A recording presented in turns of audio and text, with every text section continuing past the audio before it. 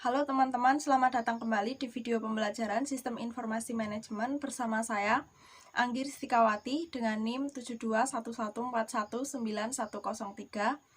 Kali ini kita di pembelajaran Sistem Informasi Manajemen bab 8 tentang informasi dalam praktik. Langsung saja masuk ke yang pertama tentang informasi sebagai salah satu faktor penting penentu keberhasilan. Nah, jadi faktor penting penentu keberhasilan atau Critical Success Factor atau biasanya disingkat CSF ini merupakan beberapa aktivitas yang dapat mempengaruhi sukses atau gagalnya suatu perencanaan sebuah organisasi. Nah, sebagai contohnya yaitu contoh dalam industri kendaraan bermotor. Nah, yang diyakini sebagai CSF atau sebuah penentu kesuksesan atau gagalnya sebuah organisasi ini di dalam konteks kendaraan bermotor itu contohnya model. Lalu ada jaringan dealer yang efisien dan juga tentang pengendalian biaya produksi yang ketat. Nah, biasanya perusahaan itu akan berfokus pada hal-hal itu atau CSF-nya sebagai penentu sukses atau gagalnya sebuah organisasi. Nah, mereka memantau sejauh mana telah mencapai tujuan dari perencanaan yang telah dibuat itu. Itulah tentang CSF atau Critical Success Factor. Selanjutnya tentang sistem pemrosesan transaksi. Nah, jadi istilah pemrosesan transaksi ini merupakan suatu sistem yang menyangkut ada pengumpulan data, menguraikan aktivitas-aktivitas perusahaan, mengubah data menjadi informasi yang dapat dipergunakan oleh para pengguna. Nah, jadi siapa saja contoh para pengguna? Bisa juga manajer atau bisa juga pengambil kebijakan yang lainnya untuk mengambil keputusan baik di dalam maupun di luar perusahaannya. Nah, ini adalah model sistem pemrosesan transaksi. Jadi, data-data dari sistem fisik ini masuk ke basis data. Nah, di basis data ini nanti oleh peranti lunak dan pemrosesan data itu diubah menjadi informasi. Informasi ini dibutuhkan oleh manajemen dan lingkungan, seperti itu. Selanjutnya tentang tujuan sistem. Nah, tujuan dari sistem itu sendiri itu untuk menunjukkan aliran yang terjadi selama kegiatan perusahaan, baik dari pesanan, pembayaran, ataupun yang ada hubungannya dengan piutang dan sistem pengkreditan yang dilakukan oleh perusahaan. Nah, unsur-unsur lingkungan itu dari sistem distribusi meliputi pelanggan, pemasok, ruang persediaan bahan baku, dan ada manajemen. Nah, terdapat beberapa istilah, yaitu diantaranya ada pesanan penjualan atau sales order, yaitu pesanan yang diterima perusahaan dari para pelanggannya. Itu namanya sales order atau pesanan penjualan. Lalu ada pesanan pembelian atau purchase order. Nah, ini merupakan pesanan yang ditempatkan oleh perusahaan kepada para pemasoknya. Jadi pesanan dari perusahaan ke pemasok itu namanya pesanan pembelian atau purchase order. Selanjutnya, subsistem utama dari sistem distribusi. Nah, ada beberapa subsistem yang terlibat di dalam sistem distribusi. Di antaranya yaitu subsistem yang berhubungan dengan pemenuhan pesanan pelanggan. Nah, itu subsistem yang hubungannya sama pesanannya para pelanggan. Lalu ada pemesanan penggantian persediaan dari pemasok. Nah, biasanya kan ada penggantian persediaan begitu dari pemasok. Nah, lalu pemeliharaan buku besar perusahaan. Selanjutnya, sistem yang memenuhi pesanan pelanggan. Nah, ada 4 sistem utama yang terlibat dalam pemenuhan pesanan pelanggan. Di antaranya ada sistem entry pesanan atau order entry system. Nah, sistem ini memasukkan pesanan pelanggan ke dalam sistem. Nah, ada sistem persediaan atau inventory system. Nah, ini merupakan memelihara catatan persediaan. Lalu ada sistem penagihan atau billing system. Ini membuat faktur pelanggan. Lalu ada sistem piutang dagang atau account receivable system. Ini menagih uang dari para pelanggan. Selanjutnya, sistem yang memesan persediaan pengganti. Ada 3 sistem utama di sistem pesanan persediaan pengganti ini, yaitu yang pertama sistem pembelian atau purchasing system. Ini menerbitkan pesanan pembelian kepada pemasok untuk persediaan yang dibutuhkan. Lalu ada sistem penerimaan atau receiving system. Ini merupakan sistem yang menerima persediaan. Lalu ada sistem utang dagang atau account payable system. Ini melakukan pembayaran, begitu. Lalu sistem yang menjalankan proses buku besar. Nah, sistem buku besar atau General Ledger System itu merupakan sistem akuntansi yang menggabungkan data-data dari sistem-sistem akuntansi lain. Tujuannya itu untuk menyajikan gambaran keuangan operasi perusahaannya secara gabungan. Nah, terdapat sistem-sistem terkait yaitu sistem memperbarui buku besar atau Update General Ledger System. Ini akan membukukan catatan-catatan yang menguraikan berbagai tindakan dan transaksi ke dalam buku besar. Lalu sistem pembuatan laporan manajemen atau Prepare Management Report System. Ini menggunakan isi buku besar untuk membuat neraca dan laporan-laporan laba rugi serta laporan-laporan yang lainnya. Lalu menempatkan sistem pemrosesan transaksi dalam perspektif. Jadi sistem pemrosesan transaksi ini perannya sebagai fondasi dari semua aplikasi lain yang mengambil bentuk basis data. Nah, yang mendokumentasikan semua hal penting yang dilakukan perusahaan di dalam menjalankan operasinya dan berinteraksi dengan lingkungan. Itu sistem pemrosesan transaksi. Lalu sistem informasi organisasi. Nah, contoh dari sistem informasi organisasi atau Organizational Information System itu sistem informasi eksekutif atau Executive Information System atau disebut AIS yang dikembangkan dengan tujuan untuk memenuhi kebutuhan akan informasi yang ada hubungannya dengan bagian-bagian tertentu dari organisasi. Lalu sistem informasi pemasaran. Nah, di sistem informasi pemasaran atau Marketing Information System atau biasa disingkat MKIS ini merupakan kombinasi antara sistem input dan sistem output yang terhubung oleh basis data. Nah, pertama sistem output. Nah, ini memberikan informasi tentang unsur-unsur penting di dalam bauran pemasaran. Nah, bauran pemasaran atau marketing mix itu apa saja? Ada subsistem produk, ada subsistem lokasi, ada subsistem promosi, ada subsistem harga, dan ada subsistem barang bauran terintegrasi. Lalu subsistem input. Nah, di subsistem input ini merupakan sistem pemrosesan transaksi yang mengumpulkan data dari sumber-sumber internal dan lingkungan, lalu memasukkannya ke dalam basis data. Lalu subsistem riset pemasaran, yaitu mengumpulkan data internal dan lingkungan dengan melakukan seperti studi-studi khusus. Lalu subsistem intelijensi pemasaran. Nah, sistem intelijensi pemasaran ini mengumpulkan data-data lingkungan yang fungsinya menjaga manajemen tetap terinformasi mengenai aktivitas-aktivitas para pesaing dan para pelanggan perusahaan dan unsur-unsur lain yang dapat mempengaruhi operasi pemasaran. Nah, ini adalah model sistem informasi pemasaran dari sumber data, lalu ada sistem pemrosesan transaksi, subsistem riset pemasaran, subsistem intelijensi pemasaran masuk ke basis data, lalu menghasilkan subsistem produk, subsistem lokasi, subsistem promosi, subsistem harga, subsistem bauran terintegrasi dan diberikan ke pengguna.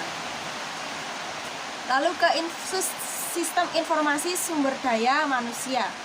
Nah, sistem informasi sumber daya manusia atau Human Resources Informational Subsystem atau HRIS ini memberi informasi kepada seluruh manajer perusahaan yang ada kaitannya dengan sumber daya perusahaan. Jadi seperti MKIS yang tadi, data didapat berupa data input yang diolah oleh bagian HRD atau bagian SDM yang akan menghasilkan keputusan output untuk menunjang pengambilan keputusan. Nah, aspek yang ditangani antaranya perencanaan, rekrutmen, pengelolaan tenaga kerja, dan kompensasi karyawan, tunjangan karyawan, dan laporan SDM yang dibutuhkan lingkungan maupun instansi pemerintahan.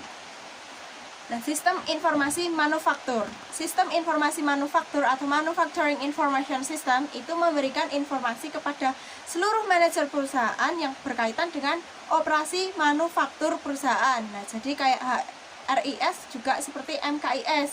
Nah, subsistem rekayasa industri terdiri atas aktivitas-aktivitas yang dilakukan oleh para teknisinya.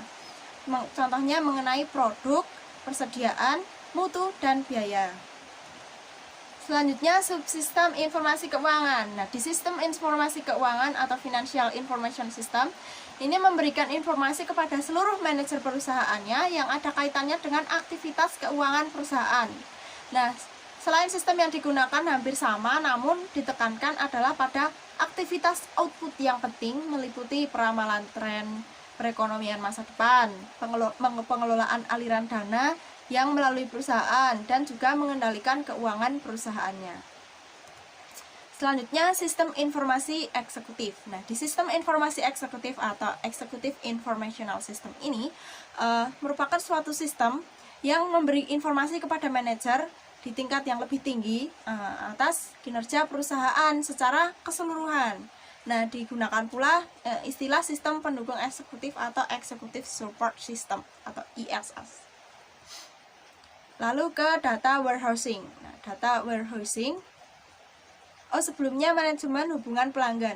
Nah, di sistem itu semuanya yang berjalan itu punya tujuan untuk menyediakan data secara up to date, karena hal itu dipergunakan sebagai landasan untuk pengambilan keputusan yang dibandingkan dengan data-data historis sebelumnya. Jadi sudah ada data-data historis sebelumnya yang dibandingkan untuk mengambil keputusan.